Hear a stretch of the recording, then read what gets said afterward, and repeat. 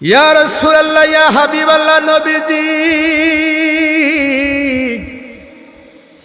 আপনি সালাম দিয়েছেন, আপনার দরবারে এসে আমি হাজির হয়ে গেলাম। নবী গো, কেন সালাম দিয়েছেন একটু বলেন, কি জানতে চান? নবীজি ডেকে বলেন, মা, আল্লাহ রব্বুল আলামিন আমার আর তোমার কথোপকথন শুনতেছেন। মা গো, খবরদার কোনো আপনি কম বেশি করার চেষ্টা করবেন না। আপনি যদি কোনো কিছু কম বেশি করেন, আল্লাহ রব্বুল আলামিন জিবরিল আমিনের মাধ্যমে সঠিক তথ্যটা আমাকে জানায় দিবে। অবশ্যই আপনি সঠিক কথাটাই আমাকে বলবেন। মা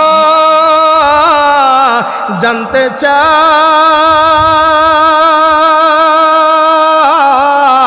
মৃত্যু পথযাত্রী আপনার সন্তান বিছানাতে শুয়ে আছে, আপনার সন্তানটা কেমন আপনি একটু বলবেননি?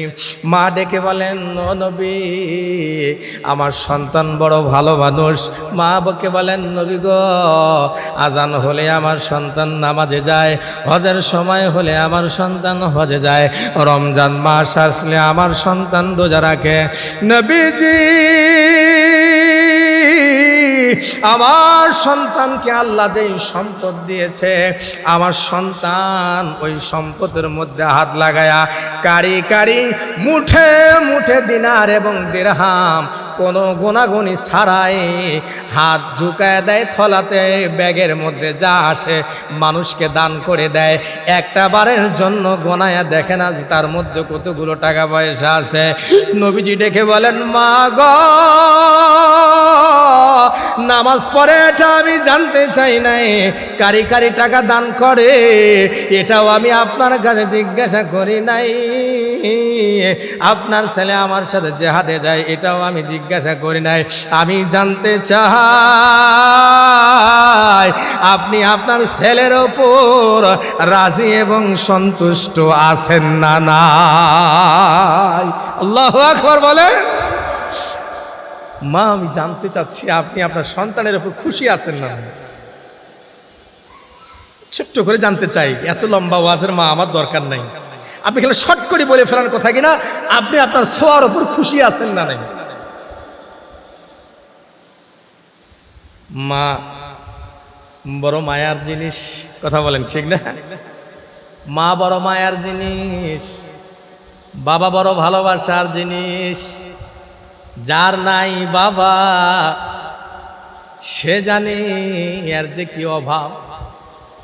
যার নাই মা, মা নিজে ভালো কাপড় না পরিয়া আমাদেরকে পরায়, মা নিজে ভালো না খাইয়া আমাদেরকে খাওয়ায়, মা নিজে কষ্ট করে কিন্তু সন্তানকে কষ্ট করার মতো সুযোগ মা একটি বারের জন্য দেয় না।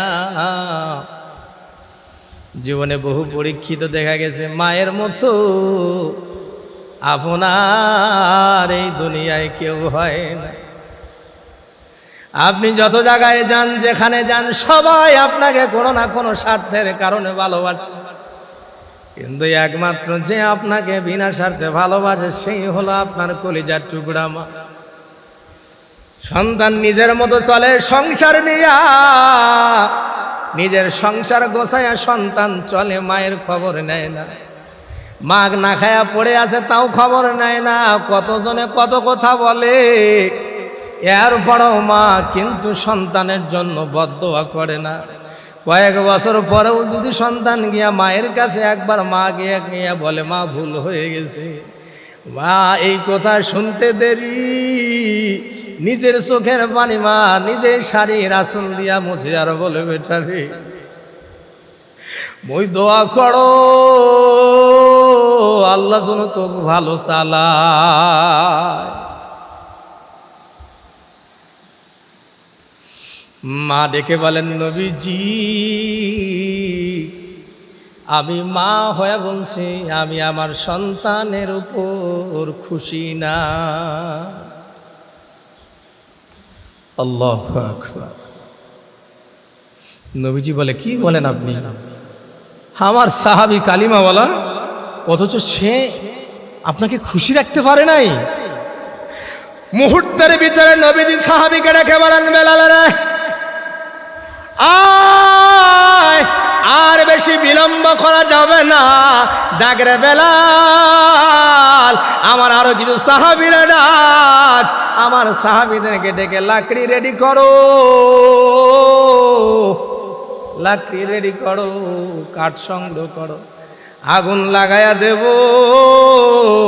কয়েকজনে গিয়া আমার সাহাবীরে কান্দে করে নিয়ে উঠে আসো।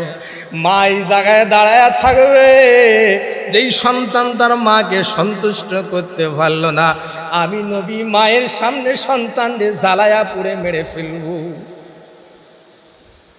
ওই যে বললাম মায়ের কলিজা, সবার কলিজা সহ্য পাইল, মায়ের কলিজা কিন্তু সহ্য পায় না।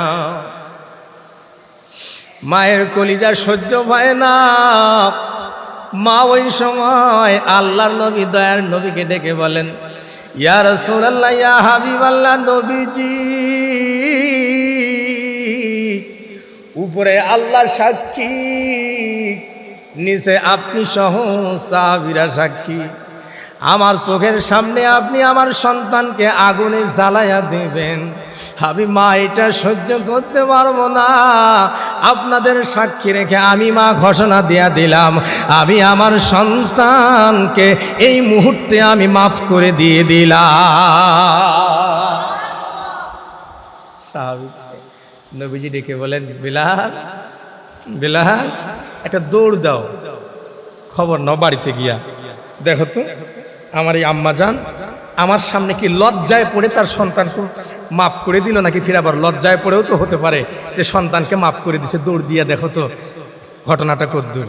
হাদিসের মধ্যে এসেছে হযরতে বিলাল দৌড় দিয়েছেন বাড়িতে। বাড়িতে যায়, দরজায় যাওয়ার আগেই হযরতে বিলাল দূর থেকে আওয়াজ শুনতে পাচ্ছে, লা ইলাহা ইল্লাল্লাহ, লা ইলাহা ইল্লাল্লাহ, লা ইলাহা ইল্লাল্লাহ, মুহাম্মাদুর রাসূলুল্লাহ। দরজা খটখটিয়ে ভিতরে ঢুকে বলে, এই খবর কি? সাহাবীদেরকে বলেন। হযরত বিলালকে লক্ষ্য করে সাহাবীরা বলে, এক্ষুনি তো কালিমা পড়তে পড়তে সে ইন্তেকাল করলো। সুবহানাল্লাহ বলেন, এক্ষুনি। হযরত বিলাল বলেন, আরে এটি এক্ষুনি হওয়ার পিছনে ঘটনা হলো, পিছনে ঘটে যাওয়া ঘটনাটা পুরোটাই বর্ণনা করলেন। আল্লাহর নবী আমাকে পাঠিয়ে দিয়েছেন, গিয়া দেখো আল্লাহ তার মায়ের এই মাফ করে দেওয়াটাকে কবুল করলো কি করলো না। মা কি লজ্জায় পড়ে মাফ করে দিল নাকি? মা মাফ করে দিয়েছে, আল্লাহ তাকে কবুল করে নিয়ে জবান দিয়া কালিমা বের করে দিয়েছে। সুবহানাল্লাহ বলেন। এবার আসল পয়েন্টটা বলেই শেষ। নবীজি বলেন, আপনি কি কারণে আপনার সন্তানের উপর রাগ হয়েছিলেন বলেন দেখি, কি কারণে আপনার রাগটা? কি না হয় কথা না, আমরাও বলি না তোর মার উপর তোর রাগ খান কিসের? মাকে মাঝে মাঝে বলি না ছোঁয়ার উপর আপনার রাগ খান কিসের আপনি বলেন। নবীজি লক্ষ্য করে বলছেন আম্মাজানকে, যে আম্মাজান আপনি কেন আপনার সন্তানের উপর রাগ, আপনি বলেন এটা। নবীজিকে ডেকে ডেকে বলেন, মা বলেন, নবী গো, ছোঁয়া জন্ম দিয়া বড় করলাম, কালিমা পড়ে মুসলমান হইল, আমরা মুসলমান হয়ে গেলাম, দুঃখ আমার এই জায়গায়, সন্তান যখন বড় হয়ে গেল সন্তানকে বিয়া দিলাম, আমার এই সন্তান বিবাহ শাদীর পরে প্রতিটা কোথায় আমার চাইতে তার বউয়ের কথাকে প্রাধান্য দেয়। কার কথা প্রাধান্য দেয়? মায়ের কথার চাইতে মায়ের উপরে বউয়ের কথাকে প্রাধান্য দেয়। নবী গো, আমি মা হয়ে এটা সহ্য করতে পারি না। আমি কোনোদিন আমার সন্তানকে গুনার কাজের নির্দেশ দেই নাই, কোনোদিন আমার সন্তানকে আমি অন্যায় কাজের নির্দেশ দেই নাই, এরপরও আমার সন্তান আমার কথার উপর তার বউয়ের কথাকে প্রাধান্য দেয়। এই কারণে আমি মা একটু অসন্তুষ্ট আছি। এখান থেকে আমাদের সবার জন্য, যারা শুনছি ভিতরে, যারা বাইরে, সবার জন্য শিক্ষা, মা এক জিনিস, মাকে মায়ের জায়গায় রাখতে হবে। স্ত্রীকেও আবার স্ত্রীর হক প্রদান করে স্ত্রীকেও স্ত্রীর সম্মানের জায়গায় রাখতে হবে। পুরুষ তো হলো সেই তো হলো পুরুষ। পুরুষ তো তাকেই বলে যে মার স্ত্রী উভয়কে একসঙ্গে নিয়ে সুন্দর করে পরিবারটাকে চালায় নিতে পারে। ঝগড়া ফাসাদ হয়ে গেলেও উভয়ের মাঝে মোহাব্বত মিল আবার জোড়া লাগায় দিয়া সামনে সংসার আগায় নিতে পারে, তারই নাম তো হইল পুরুষ। কথা বলেন না কেন, ঠিক কিনা? এই হলো পুরুষ। সংসারে আসবে, মাঝে মাঝে স্ত্রী এমন কথা বলবে মনে হয় কলিজাটা ছিঁড়ে যাচ্ছে, মাঝে মাঝে মাও এমন কথা বলে মনে হয় কলিজাটা ছিঁড়ে যায়। উভয়ের সমন্বয়কে নিয়ে সামনে আগাতে হবে সংসার। কারণ মাকে আপনি ছুঁড়ে ফেলবেন, কখনো এটা হতে পারে না। আবার স্ত্রীকে আপনি ছুঁড়ে ফেলবেন, এটাও হতে পারে না।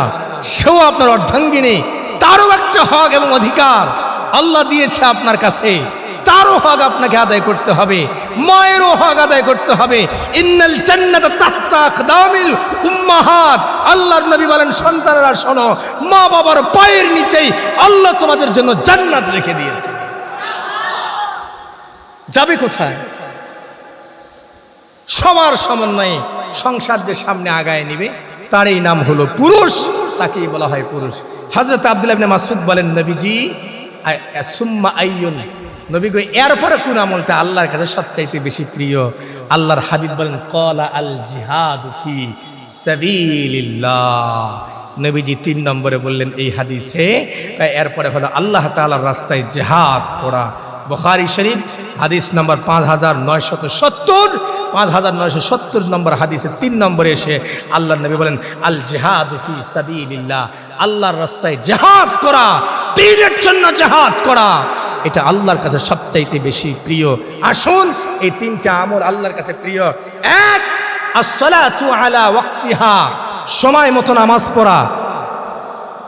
ইনশাআল্লাহ বললেন না কেন? ইনশাআল্লাহ, ইনশাআল্লাহ সময় মতো নামাজ আদায় করে বলেন ইনশাআল্লাহ। এরপরে হলো বিররুল ওয়ালিদাইন, মা বাবার সাথে ভালো ব্যবহার করা, মা বাবার সাথে ভালো ব্যবহার করা, মা বাবার সাথে ভালো ব্যবহার করা।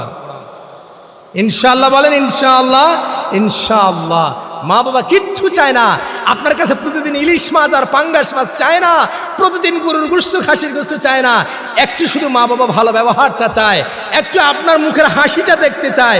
খোকা আমার ছোট্টবেলা কিভাবে তার গালে মুখে চুমা খাইছিলাম, আমি কত ভালোবাসে না বুকে জড়ায় রাখছিলাম। আজ খোকা আমার বড় হয়ে গিয়েছে, আমার সঙ্গে হাসি মুখে কোথাও বলে না, আমার দিকে তাকায় কথা বলে না। মা শুধু এতটুকুই চায়, বাবা শুধু এতটুকুই চায়। আরে রিজিকের মালিক তো আল্লাহ, আপনি চাল ডালের ব্যবস্থা না করলেও আল্লাহ কোনো না কোনোভাবে তাদেরকে খাওয়াবেই খাওয়াবেই। কথা বলেন ঠিক কিনা? এতটুকু মা বাবা চায়। বিররুল ওয়ালিদাইন। 3, প্রয়োজন যদি হয় আল জিহাদু ফি সাবিলিল্লাহ, ঘোষণা যখন চলে আসবে আল্লাহর রাস্তায় আল্লাহর দ্বীনের জন্য জিহাদ করা, এর জন্য প্রস্তুত থাকা, এটাও প্রত্যেকটা ইমানদারের জন্য অতীব জরুরি এবং কর্তব্য। বলেন ইনশাআল্লাহ। গুরুত্বপূর্ণ এই কয়েকটি কথার উপর আল্লাহ আমাদের সবাইকে আমল করার তৌফিক দান করুন। সকলে বলুন আমিন, আমিন।